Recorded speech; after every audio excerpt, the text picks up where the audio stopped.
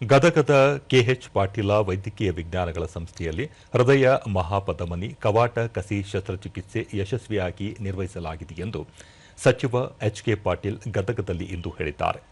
ಸುದ್ದಿಗೋಷ್ಠಿಯಲ್ಲಿ ಅವರು ವಿನೂತನ ವೈದ್ಯಕೀಯ ಪ್ರಯೋಗ ಯಶಸ್ವಿಯಾಗಿ ನಡೆದಿದ್ದು, ರಾಜ್ಯದಲ್ಲಿ ಜಯದೇವ ಹೃದ್ರೋಗ ಸಂಸ್ಥೆ ನಂತರ ಈ ಪ್ರಯೋಗ ನಡೆಸಿದ ಮೊದಲ ಸಂಸ್ಥೆ ಇದಾಗಿದೆ ಎಂದು ತಿಳಿಸಿದರು. ಗದಗದ ನರಗುಂದ ತಾಲೂಕಿನ 68 ವರ್ಷದ ರಮೇಶ ಮುರಡಿ ಅವರಿಗೆ ವಿಶೇಷ ಅನುದಾನದಡಿ ಉಚಿತವಾಗಿ ಶಸ್ತ್ರಚಿಕಿತ್ಸೆ ನಡೆಸಲಾಗಿದೆ ಎಂದು ಹೇಳಿದರು.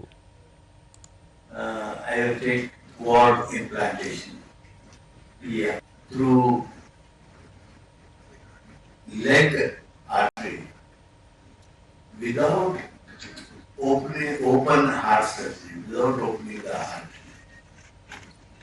without anesthesia, without opening the heart.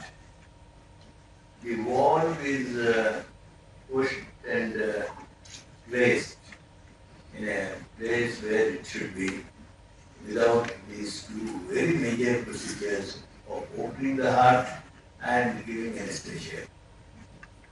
First operation in Karnataka in common setup, other than Jayadeva